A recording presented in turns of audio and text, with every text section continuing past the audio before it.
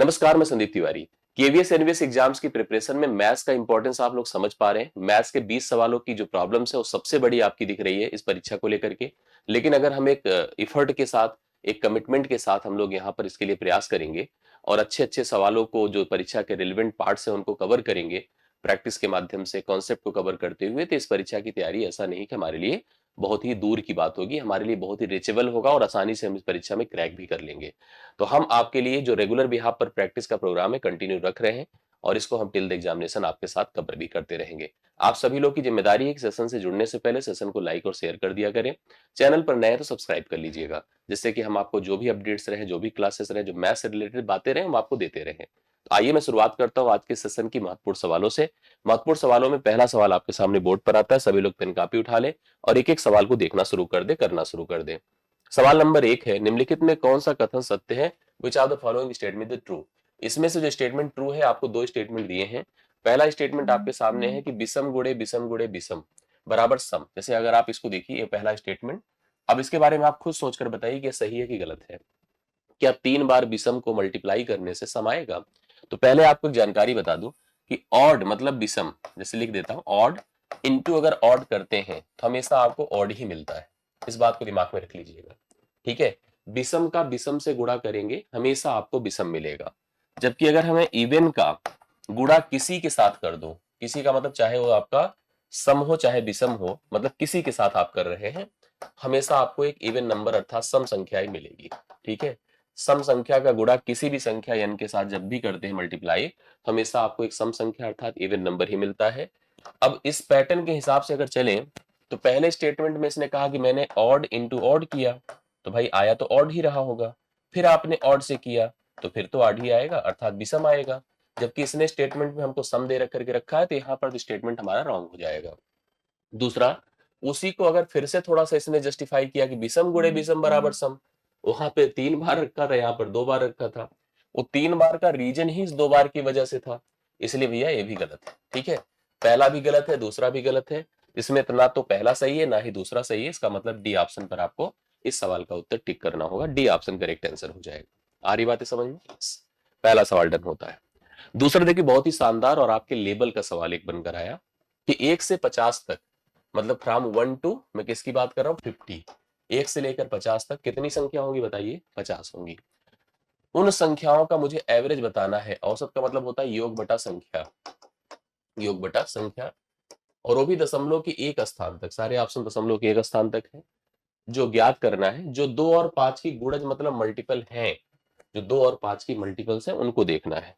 तो 2 के पहाड़े में जो आ रही है, जो 5 के पहाड़े में आ रही है, और 2 और 5 लिखा है, तो 2 गुणे 5 अर्थात जो 10 के पहाड़े में आ रही है। तो हमको 2 का टेबल लेना है, हमें 5 का लेना है, और साथ साथ 2 और 5 के हिसाब से 10 का भी उपयोग इसलिए करना है क्योंकि जब हम 2 का टेबल करेंगे और 5 का टेबल करेंगे, तो दोनों परिस्थितियों में 10 का टेबल जरूर आएगा, आएगा। तो इस 10 का उपयोग क्योंकि 2 बार होगा, इसलिए मुझे इसको भी लेना पड़ेगा बाद में घटाने के लिए, और योग कंफर्म होगा, संख्या से भाग करके औसत हम आराम से निकाल देंगे। अगर हम 2 की बात करें तो पहली संख्या 2 है, फिर 4 है, फिर 6 है, इस प्रकार से अंतिम संख्या 50 है। जब भी कोई इस तरह की क्रमिक संख्याएं मिले, तो इस संख्या में, इस पद में, समूह में कितने पद हैं, अगर उनको काउंट करना चाहें तो इसका नियम होता है, देख लीजिएगा आप सभी लोग, कभी भी कैसे कोई सवाल आए, लास्ट मतलब 50 माइनस फर्स्ट मतलब 2 बटा डिफरेंस 2 प्लस 1, 48 बटा 2 24 प्लस 1 कितना होगा? 25। संख्याएं टोटल हो गई 25। कितनी? 25। अब संख्याएं अगर कुल 25 हैं, तो इनका योग अगर करना है, देखिए कैसे होगा, ध्यान दीजिएगा। इनका योग, योग होता है जब भी कभी इस तरह की श्रेणी हमको मिलती है, तो सबको पता है कि यह एपी है। वैसे भी हम कह सकते हैं कि प्रथम 25 सम संख्याओं का योग होता है। नियम आपको बता दूं, n into n plus one होता है, उसको फॉलो कर सकते हैं, ठीक है। आप 25 गुणे 26 कर दीजिए, 650 आएगा। अगर एपी के बिहाफ पर आप जाना चाहते हैं, तो नियम होता है n by two A plus L, ठीक है। इससे भी चल सकते हैं, कोई दिक्कत की बात नहीं। n मतलब भैया 25 लिख दीजिए, बटा 2 कर दीजिए। अब a मतलब आपके पास 2 है और अंतिम है 50, तो वही होगा। देखिए 52 हुआ, 26 हुआ कि नहीं हुआ? तो 25 गुणे 26 हो गया, और 25 गुणे 26 आप कर लीजिए तो 600 हो जाएगा। 600 कितना हो जाएगा आपका? 25 गुणे 26 अगर हम मल्टीप्लाई कर लेते हैं, 650 हो जाएगा, सॉरी, क्योंकि 25 25 हम में 625, एक बार और 25 जुड़ा तो 650। वैसे भी मैं आपसे कह रहा था कि प्रथम n सम संख्याओं का योग जो होता है वो आपका n इंटू n प्लस 1 होता है, तो 25 गुणे 26 वैसे भी होता। अब बात आती है 5 की। 5 में पहले 5 है, फिर 10 है, फिर ऐसे लास्ट में 50 है। संख्याओं की बात किया जाए तो 5 दहम में 50 10 है, जैसे इसमें आपने नोटिस किया होगा। तो मतलब हम अगर संख्या देखते हैं तो भाई इसी नियम से भी जा सकते हो, एकदम क्लियरिटी रहे। n बराबर 50 माइनस 5 कर दे बटा 5 कर दे प्लस 1 कर दे, तो फिलहाल एक क्लियर है कैसे, 45 में 5 भाग करिए 9, 9 1 10 हो गया। अब योग अगर करना है इसका, अब योग अगर हमने किया तो इसी पैटर्न का उपयोग कर लीजिए, 10 बटा 2 और a प्लस एल, ये मतलब आपके पास 5 है, प्लस 55 50 कर दीजिए, तो भाग करेंगे 5 हो जाएगा, और ये 55 है, 5 पचे 25, 5 पचे 25 227, 275 आ गया। करेक्ट है 275। मतलब यहाँ पर योग अपने पास 650 है और यहाँ पर अपना योग 275 है। अब बारी आती है 10 की। किसकी आती है? 10 की। 10 की इसलिए आती है क्योंकि इस दोनों में, इन दोनों में ध्यान देना, हमने क्या कर रखा है, 5 को इन्वॉल्व कर रखा है। मतलब यहां भी 5 है, यहां भी 5 है, इस प्रकार से 5 हमारे पास इन्वॉल्व है। अब आप ध्यान दीजिए इसकी संख्याएं होगी कितनी, 10 होगा, 20 होगा, 50 होगा। ठीक है, टोटल संख्याओं की बात किया जाए 10 पचे 50 है भाई, 10 है, 20 है, 30 है, 50 ही तो, 5 ही तो टोटल संख्या है। योग अगर करेंगे तो 5 बटा 2 होगा और 10 प्लस 50 हो जाएगा। तो भैया ये कितना हो गया, ये 60 30 हो जाएगा ना भाई, 60 हुआ, 2 से 30 पंचे 150 हो गया। तो 150 मैंने एक्स्ट्रा रखा। जैसे अगर हमें सही सही उन्हीं संख्याओं का योग करना है जो संख्याएं 2 या 5 की गुणज है, तो हमारे पास 650 थी 2 के गुणज, 225 ना, 275 5 की गुणज। अब इसमें से जो ए योग है 150, इस 150 को हमने इसमें इसमें यूज कर रखा है, इसलिए इसको हमें घटाना पड़ेगा। तो 150 घटा दीजिए, तो ये हो जाएगा 500 और 200 775 हो जाएगा, 775। अब बात आती है संख्याएं कितनी, क्योंकि हमें औसत फाइंड करना जो योग बटा संख्या होती है। तो जो संख्या हो जाएगी, ध्यान देना सभी लोग, ये संख्या कितनी है, यहां पर देखिएगा आपके पास, यहां पर जो संख्या थी टोटल काउंट करिए 25, 25 लिखिए। और इसकी संख्या कितनी थी, इसकी संख्या 10, 10 हो गई।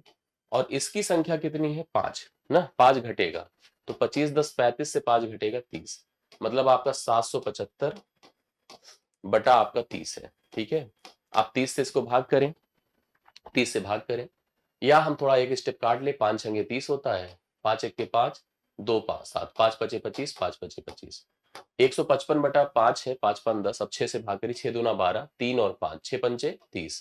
ठीक है, 25 के साथ 3 विकल्प है।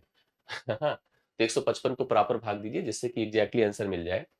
आपका 25 छक्के 150 होता है, 5 आया दशमलव लगेगा ही, 5 जीरो 6 अठे 48, 8 बार के साथ जाएगा, तो एक ही विकल्प है। अच्छा इसमें भी ध्यान दे दीजिएगा, पता नहीं 8 होगा कि 9, क्योंकि राउंड ऑफ करना पड़ेगा, इसलिए प्रॉपर इसको भाग दे लीजिए कहीं पर। 155 को हमने किससे भाग किया, 6 से, 6 दूना 12, ठीक है, 3 आया 5, 6 पंचे 30, सही है, 5 आया जीरो, 6 अठे 48, अब दशमलव लगने के बाद ना, दशमलव लगने के बाद ऐसा हुआ 48, अब आया 48 के बाद 2 2 जीरो, 6 दूना 12, अब इसका मतलब राउंड ऑफ करने पे भी 8 ही आएगा। यहाँ इस बात को मैंने इसको क्यों प्रेजेंट किया भाई, आंसर में हम पहला विकल्प लगाएंगे। मैंने प्रेजेंट इसलिए किया कि अगर मान लीजिए यहाँ पर अगला बार 8 के बाद 5 या 5 से बड़ी संख्या हुई होती, तो हम अप्रोक्सीमेशन के आधार पर हम इसको सेलेक्ट करते, समझ रहे हैं। इसलिए बहुत ध्यान से इन सब सवालों को, छोटी सी मतलब इतना करने के बाद छोटी सी गलती की वजह से अगर हमारा इतना बड़ा नुकसान हो जाए, इस पर हमें ध्यान देना पड़ेगा। 3 नंबर का सवाल है, बहुत बड़ी बात है ना। चलिए नोट कर लिया सबने, समझ लिया चीजों को, यस। अगले सवाल पर आइए। देखिए सवाल क्या कहता है, 439 एक संख्या है, 441 एक संख्या है और 443 तीसरी संख्या है। 3 संख्या है, कह रहा 6 से भाग दीजिए। भाग देने पर शेषफल क्या आएगा ये हमको बताना है। ठीक है, आइए 6 से भाग देकर के शेषफल की हम काउंटिंग करते हैं। प्रत्येक नंबर को भाग दीजिए 6 से, 6 सते 42 और 1 6 त्रिक 18, एक शेषफल आएगा। इसको देखिए, 6 सते 42, 2 1 6 त्रिक 18, 18 और 18 कितना, 3 21, 3 कर सकते हैं। ठीक है, कैसे देखिएगा, 6 सते 42, 2 बचा 1, 21 को 6 से भाग करिए, 6 त्रिक 18, 3 21, 6 सते 42, ध्यान दीजिएगा, 42 2 3, 6 चौके 24 में से -1 लिख सकते हैं या कितना लिख सकते हैं, 5 लिख सकते हैं। बात एक ही है, 5 आएगा शेषफल, क्योंकि 6 सते 42, 2 3 6 त्रिक 18, 5 23, तो 5 दिया 15 हो गया। अब 15 को 6 से भाग करिए, 6 दूना 12, 3 15, रिमाइंडर यहाँ पर कितना आएगा, 3। सी विकल्प इसका राइट सोल्यूशन है। पूरा मल्टीप्लाई करने की जरूरत नहीं, ऐसे आपको इंडिविजुअली एक एक करके देखना है, और अगर आपको बहुत दिक्कत हो रफ स्पेस पे जाइए, प्रॉपर भाग दे करके आंसर डिसाइड कर सकते हैं। निम्न में कौन सा कथन सत्य है? जैसे 2 की पावर 3 की पावर 2 है, हाँ, कह रहा है एक सम संख्या है। आइए मैं एक बात बता दूं, अगर ये बेस हमारा 2 है तो 2 का गुणा यहाँ 3 की पावर 2 अर्थात 9 बार होगा। तो किसी भी गुणे में अगर 2 इन्वॉल्व है, 2 लगा है, तो पावर चाहे जितना भी लगा दे तो सम होगा ही होगा। क्या रिजल्ट आएगा ये अलग बात है, हालांकि बहुत ही आसान है बताना क्या रिजल्ट आएगा। तो यहां पर जैसे इसने कहा, अच्छा पहला स्टेटमेंट इस सम है तो पहला तो सत्य हो गया, दूसरा स्टेटमेंट भी अपने पास है, 3 की पावर 4 की पावर 2 है, करेक्ट है। अब 3 की पावर 4 की पावर 2 है, तो मैंने क्या किया, इसको देखिए ध्यान से, यहां पर अपने पास 3 की पावर कितना हो जाएगा, 16 हो जाएगा।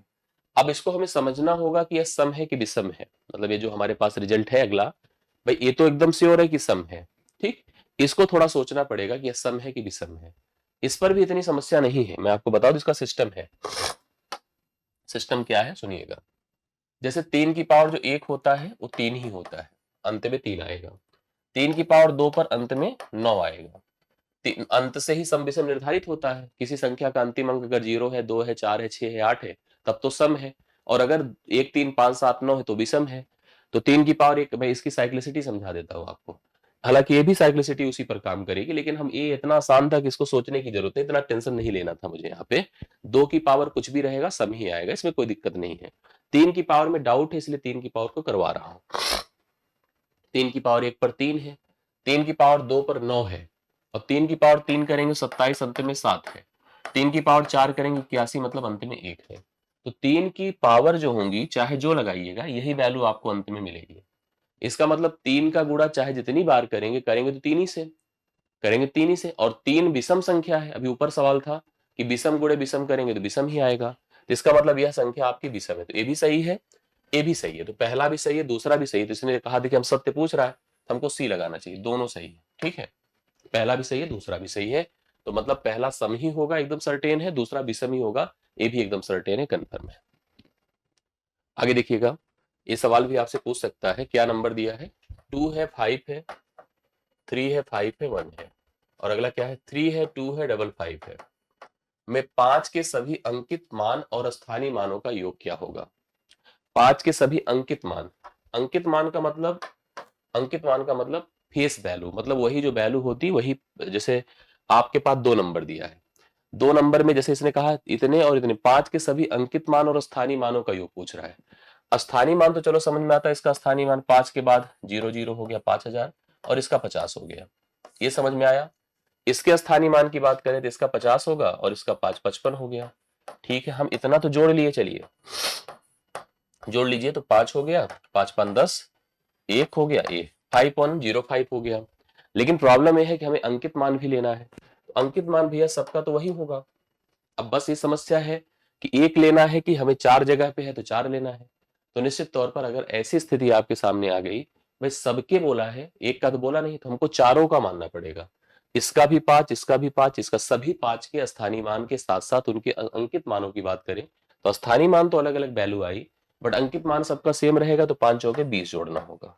20 जोड़िए, 5 हो गया, 2 हो गया, 1 हो गया, 5, 5.25 इसका आंसर होगा। कंफ्यूज कर सकता है अगर आप थोड़ा सा भी मतलब इधर उधर मिसगाइड हुए, नहीं समझ पाए चीजों को, तो कन्फर्म इससे और गलत हो जाएगा सवाल, ठीक। ये बहुत बढ़िया, देखिए थ्योरेटिकल सवाल है, बट देखने में जितना बड़ा है होने का सवाल बहुत आसान है, छोटा है, बस सोचिए कैसे करा जाएगा। 5 अंकों वाली संख्या में एक कोई संख्या है 5 अंक की, ए होगा, बी होगा, सी होगा, डी होगा, ई, 5 अंक की संख्या हो गई।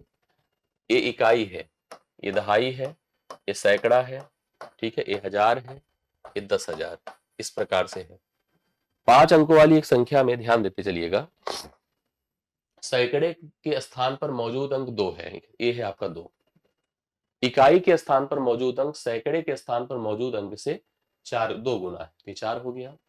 देखिए विकल्प में यहाँ सैकड़े पर 2 है और इकाई पे सबके 4 है, तो इतना जल्दी एलिमिनेट नहीं कर सकते, और यहाँ तक हम कर चुके हैं। संख्या में हजार के स्थान पर शून्य है, इकाई, दहाई, सैकड़ा, हजार, देखिए बनाया भी 0, और आप देखिए सब में 0 है। जो फर्क है एक्चुअली वो दहाई से है, बट दहाई को हम डायरेक्ट तो जज नहीं कर पाएंगे, पढ़ना पड़ेगा दहाई कहाँ पे है। यहां तक हो चुका है। 10,000 के स्थान पर मौजूद अंक सैकड़े के स्थान पर मौजूद अंक और इकाई के स्थान पर मौजूद अंकों के योग के बराबर। वैसे भी सब में 6 है तो 6 ही होगा, तो यहाँ पर वैसे भी सैकड़ा और इकाई पर जुड़िए दोनों अंकों को, तो 6 ही हो रहा है। अब ले देकर अपना दहाई बचा, इसी से एलिमिनेट हो जाएगा कि आंसर क्या है। ठीक है, दहाई के स्थान पर मौजूद अंक 10,000 के स्थान पर मौजूद अंक से अंक लिखा है, दहाई के स्थान पर मौजूद अंक 10,000 के स्थान पर मौजूद अंक से एक कम है। जैसे एक से एक कम है ऐसे सोचिएगा, एक कम करिए तो इसको हो जाएगा 5 यहाँ पर। तो 5 4 के साथ एक ही विकल्प है और वो है सी ऑप्शन। इस तरह से आप लोग इसको निर्धारित कर सकते थे। सोच लीजिएगा और समझेंगे तो बहुत ही आसानी से आप आंसर कर सकते हैं। देखने में ही डाउट है, करने में कोई डाउट नहीं। ठीक, चलिए भाजक भागफल का देखिए सवाल कहता है कि भाजक मतलब भाग देने वाला, भागफल मतलब जो क्वोशेंट प्राप्त होता है रिजल्ट का 12 गुना है और शेष का 5 गुना है, शेषफल का 5 गुना है। ये सवाल बहुत बनता है। यदि शेषफल 36 है तो भाज्य, भाज्य मतलब जिसको भाग दिया जा रहा है, जैसे ऐसे होता है। ये है डिविडेंड, डिविडेंड मतलब जिसको भाग दे रहे हैं। ये है डिवीजर जो भाग दे रहा है, ठीक है। और ये है क्वोशेंट जिस जो भागफल आ रहा है, और ये है रिमाइंडर जो शेषफल आ रहा है। तो नियम क्या होता है, अगर हिंदी में कहे तो इसको भाज्य कहते हैं, इसे भाजक कहते हैं, इसे भागफल कहते हैं और इसे हम लोग शेषफल कहते हैं। इस तरह से इसका प्रोसेस है। देखिए कैसे होगा, ध्यान समझिएगा सभी लोग। हमने क्या लिखा कि भाज्य बराबर भाजक गुणे भागफल प्लस शेषफल। ठीक है, ये लिख लीजिए आप लोग, भाज्य बराबर भाजक गुणे भागफल प्लस शेषफल। ध्यान दीजिएगा। तो भाजक हमारा, अब जैसे सवाल कहता है कि जो अपना भाजक है वो भागफल का 12 गुना है और शेष का 5। अगर शेषफल मेरा 36 है, दिया भी है सवाल में देखिए, तो हमारा जो भाजक होगा इसका 5 गुना है, तो 5 से गुणा कर दें, 36 पंचे 180 हो गया। और कोसेंट का 12 गुना है, अगर 12 गुना है तो 12 से भाग करिए तो मान 15 हो जाएगा, 12 15 में 180 होता है। अब हमें डिविडेंड अर्थात भाज्य बताना है इसी रूल पर, तो भाजक 180 है, भागफल 15 है, शेषफल 36 है। तो करिए 15 से 8 120, कैरी 12, 15 के 15 12 27, 27 में 2700 में 36 जोड़िए तो 2700 कितना होगा 36, 2736 यहाँ पर राइट सोल्यूशन है जो कि पहले विकल्प में है। ठीक है, सातवां डन होता है। देखिए आपके सामने आया सवाल किसका, ये सवाल आ गया एक सरलीकरण का। बिना सरलीकरण के आपका एग्जाम नहीं सेट होगा, ध्यान दीजिएगा। इसमें नियमों को बहुत फॉलो करिए। क्या क्या, B O D M A S, brackets, bracket में जैसे छोटा मझला बड़ा, इनको एकदम प्रियोरिटी के आधार पर देखिए, पहले किसको करना, छोटे को, फिर मझले को, फिर बड़े को। ओ मतलब आप जहां जहां का लिखा रहेगा, का मतलब होता गुड़ा ही, बट इसको प्रियोरिटी दिया जाता भाग से पहले, मतलब भाग से पहले आपको का करना होगा। फिर बाकी तो समझ रहे हैं आप लोग, ये भाग करना है, गुणा करना है, जोड़ना है और घटाना है, यही नियम होता है। तो आइए चलिए देखते हैं कैसे कर सकते हैं इसको। ध्यान से देखिए, 3 भागे, मैं यहीं पे कर देता हूँ, 2 2 बार लिखा, मुझे लिखने की जरूरत नहीं है। हाँ समझिए, इस ब्रेकेट में चलिए, क्योंकि मझले ब्रेकेट्स में ही तोड़ के रखा है, 6 से 7 को भाग करिए तो -1 आया। नियम के हिसाब से पहले भाग होना चाहिए, तो 3 भागे तो है ही है। यहाँ पर चलिए 5 माइनस 5/1 होगा, ये 5/-1 तो भैया 5 ही हो जाएगा। जैसे आप समझ रहे हैं ना क्यों मैं कर रहा हूँ। दरअसल मैं इसको शॉर्ट थोड़ा सा कर देता हूँ। ये देखिए ध्यान से, यहाँ पर 5 है, माइनस है, यहाँ पर 5। अब भाग किससे होगा, -1 से, तो अगर -1 से हो तो प्लस नहीं हो जाएगा, हो जाएगा। और दूसरी तरफ यहाँ पर गुणा हो जाएगा 8 से, मतलब 40 हो जाएगा एक तरह से। और 40 में 5 जुड़ेगा, 9 जुड़ेगा, सब जुड़ ही जाएंगे एक तरह से। तो जुड़ेगा कितना हो जाएगा, आप खुद सोच करके बताइए, दोनों तीनों जोड़ दीजिए। ठीक है, 49 9 58, 58 5 63 हो गया। तो 3 भागे 63 हो गया, ऊपर की बात हम लोग कर रहे हैं, तो ये 1 भागे 23 हो गया। ये ऊपर अंश का मान है। हर में चले आइए इसकी तरफ, पहले गुणा करिए, 4 गुणे 4 16 होगा, 4 से भाग करेंगे। अब देखिए यहाँ पर इसके प्रोसेस समझिए, 4 + 4 गुणे 4 भागे 4 का 4, तो ये तो 16 ही हो गया, तो समझ में आ रहा है 4 गुणे है। अब भाग का मतलब यहाँ पर जाएगा 16, तो 4 चौके 16 होता है, 4 4 से कटा, मतलब ये 5 हो गया। तो 1/23 गुणे 5 कर दीजिए, 1/23 गुणे 5 कर दें तो देख लीजिए कि यहाँ पर स्थिति थोड़ा सा चेंज आई, क्योंकि 23 पंचे 115 होता है, तो इसका मतलब कहीं कुछ मिस्टेक है। आइए एक बार फिर से समझ लेते हैं। सबसे पहले हम हर वाला ही करते हैं अब इस बार। तो ये 16 ही हो गया। 4/16 तो आप सबको पता है कि 4 हो गया, 4 4 से कटा, तो ये आपका रियलिटी में 5 ही है, इसमें कोई दिक्कत की बात नहीं। इसका मतलब अंश वाले को थोड़ा और गहनता से समझना होगा। एक बार और देख लीजिए, क्लियर हो जाएगा अपने आप। ठीक है, 5 है तो तय हो गया। इसको देखिए, नियम से पहले भागी करना है। -1 आया, तो 5 को अगर मैं -1 से भाग करूंगा तो -5 होगा, तो -5 -5 +5 हो जाएगा। तो 5 + 5 हो गया, गुणे 8 हो गया, +9 हो गया। ये हमने, इसको देखो गलती समझो, 49 नहीं 40 होना चाहिए था।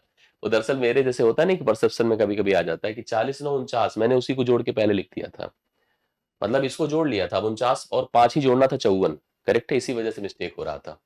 तो आप समझ गए, ए आपका 40 5 45 9 54 है। 3/54 करिए। अब जब 3 भैया 54 होगा तो 1/18 होगा। ठीक है, इसका मतलब जो यहाँ 23 लिखा था इसको काट करके 1/18 कर दीजिए, क्योंकि यह 3 भागे आपका क्या है 54 है। इतने सही की वजह से देखिए पूरा का पूरा मिस्टेक हो गया था ना। अब आपने पास ऊपर क्या है 1/18, 5 से भाग करना है। 18 पंचे 90, 1 कितना आएगा 90, जो सी विकल्प में। यस, सी आप समझ रहे ना। यस, आगे बढ़िएगा। जो अपने पास कुछ फ्रैक्शंस दिया है, क्या क्या, 18/5 है, 6/5 है और 18/125 है। मुझे इसका लासा एलसीएम फाइंड करना है। कैसे एलसीएम फाइंड होता है भाई, कभी भिन्नों का अगर एलसीएम करना है तो नियम के हिसाब से अंशों का लासा, अंशों का लासा बटे हरों का मासा। ठीक है, हरों का मासा, यही प्रोसेस आपको फॉलो करना होगा। तो अंशों का लासा करेंगे तो लासा का मतलब क्या होता है, वह सबसे छोटी संख्या जो प्रत्येक से कट जाए। इसके लिए भी ध्यान देना है कि लासा किसी से छोटी नहीं होती है।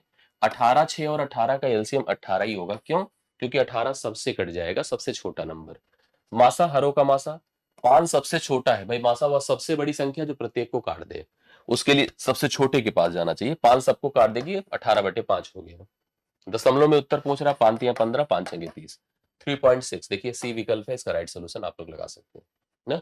चलिए, इनमें से कौन सी संख्या, अब देखिए, का p की पावर, जैसे ने लिखा है p की पावर 5 की पावर p, 7 की पावर q, जहां पर p is not equal to 0 and q is not equal to 0 का गुणांक नहीं है, का गुणांक नहीं है। जब मैंने सभी को, इसके लिए मुझे सभी को फैक्टराइज करना होगा। जैसे 35 है तो 35 को क्या लिख सकते हैं, 35 को 5 × 7 अर्थात 5 की पावर 1 7 की पावर 1 है।